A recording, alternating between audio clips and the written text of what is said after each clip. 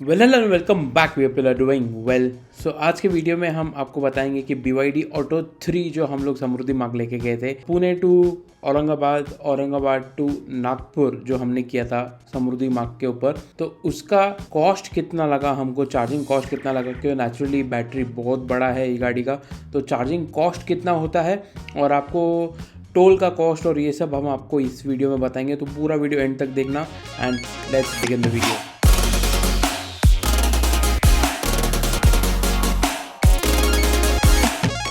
Alright, तो सबसे पहले आ जाते हैं बैटरी साइज़ पे। तो जैसे कि आपको पता है कि BYD ऑटो 3 का बैटरी बहुत बड़ा है, तो इसका बैटरी कैपेसिटी 60.4 किलोवाट का है। तो बाकी जो EV कार्स हम लोग जो चलाते हैं, जैसे कि टाटा की कार्स होगी, तो उसमें बैटरी कैपेसिटी उतना ज़्यादा नहीं है, तो नेचुरली पैसा भी कम लगेगा चार्ज करते टाइम पे।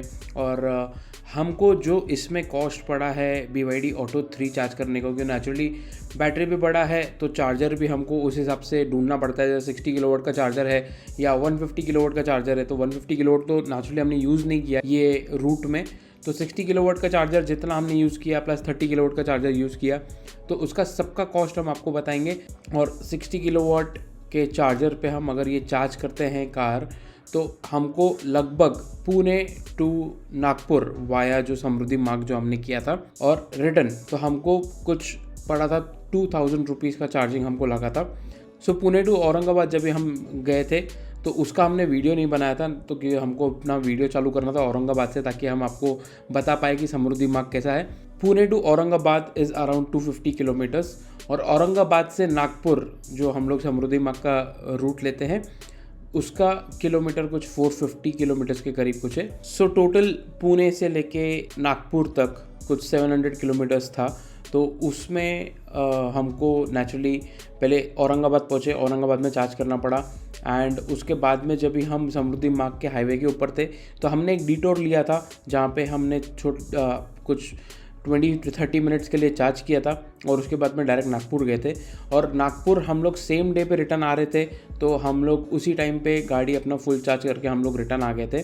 तो 700 किलोमीटर्स वन वे था, तो 700 किलोमीटर्स हम लोग रिटर्न भी आए।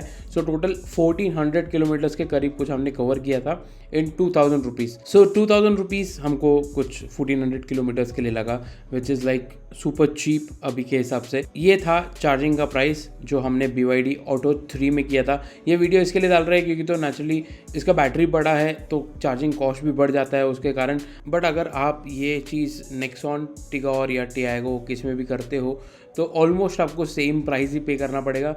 इट्स जस्ट कि नेक्सॉन, टिगोर, टियागो ये सब कार्स में आपको थोड़ा ज़्यादा रुकना पड़ सकता है।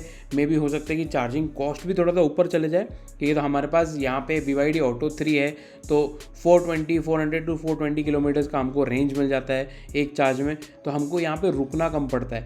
अगर वही चीज़ अगर आप नेक्सॉन या टिगोर या टियागो EV में करते हो तो उसमें आपको स्टॉप बहुत ज़्यादा लेना पड़ेगा इसके चार्जिंग करने के लिए। हो सकता है कि थोड़ा सा कॉस्टिंग ऊपर चले जाए। सो अभी आते हैं टोल के प्राइस के ऊपर। सो टोल का प्राइस एक्चुअली हमको भी नहीं पता था जब भी हम समृद्धि मार्ग के ऊपर थे, तो हमने भी गूगल करके चेक किया था, बट गूगल पे भी हमको कुछ चीज़ें अच्छे से मालूम नहीं पड़ी।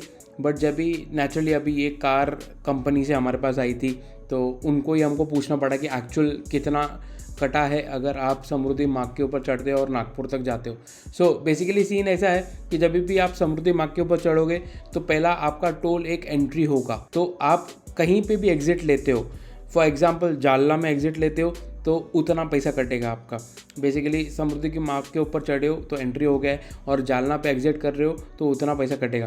तो हमने जो औरंगाबाद से लेके नागपुर तक जो हमने देखा, दैट वाज अराउंड 750 रुपीज़ का जो टोल हमने भरा है फ्रॉम औरंगाबाद टू नागपुर समृद्धि मार्ग के ऊपर, विच इज़ लाइक डिसेंट। क्योंकि तो ये जो रूट जो इन्होंने बनाया है दैट इज़ सुपर हेल्पफुल, क्योंकि तो आप इतना फास्ट जाते हो ये रूट के ऊपर, प्लस आपके पास में स्पीड लिमिट जो है वो है 100-120 का स्पीड लिमिट है। तो अभी रोड्स भी पूरे खाली है, तो 120 के स्पीड के ऊपर आप अपना गाड़ी भगा सकते हो। एंड प्लस अभी के हिसाब से अगर आपने हमारे समृद्धि मार्ग के वीडियोस नहीं देखे तो वो प्लीज़ जाके देखिए। और यहाँ पे अभी समृद्धि मार्ग के ऊपर कुछ भी फैसिलिटीज़ अब तक ऑन नहीं है, सिर्फ पेट्रोल पंप्स आपको मिलेंगे, वो भी पेट्रोल पंप्स आपको 100 किलोमीटर्स या 150 किलोमीटर्स पे मिलेंगे, विच is like a long distance. और प्लस यहाँ पे वॉशरूम्स वगैरह भी अब तक कोई भी ऐसा चीज़ अवेलेबल नहीं है अभी राइट नाउ। तो हमने देखा है, न्यूज़ में भी देखा है कि जल्द से जल्द यहाँ पे एवरी 50 किलोमीटर्स और एवरी 100 किलोमीटर्स हमको चार्जिंग स्टेशन भी मिलेगा, प्लस जो फूड मॉल्स होते हैं वो भी आने वाले हैं बहुत जल्दी। तो समृद्धि मार्ग फ्यूचर में बहुत ही अमेजिंग होने वाला है। और ये जो हाईवे है बहुत ही सुपर बना के रखा है एंड वेरी क्लीन। और एक और चीज़ जो हम आपको ध्यान में रखनी है, अगर आप समृद्धि मार्ग जा रहे हो, रात के टाइम पे आपको थोड़ा सा कॉशियस रहना पड़ेगा, इवन दिन के टाइम पे, क्योंकि तो यहाँ पे कैटल क्रॉसिंग बहुत ज़्यादा होता है।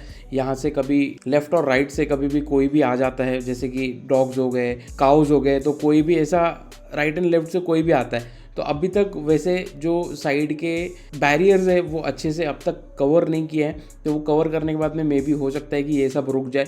तो एक थोड़ा सा वो रिस्क रहता है कि कोई भी यहाँ से कैटल क्रॉसिंग कोई भी करता है तो उसमें हमारा भी रिस्क रहता है। तो उसके हिसाब से थोड़ा कॉशियस रहिए रात के टाइम पे भी और दिन के टाइम पे भी अगर आप ड्राइव कर रहे हो। ये चीज़ हमने देखा, इसके लिए हम आपको बता रहे हैं।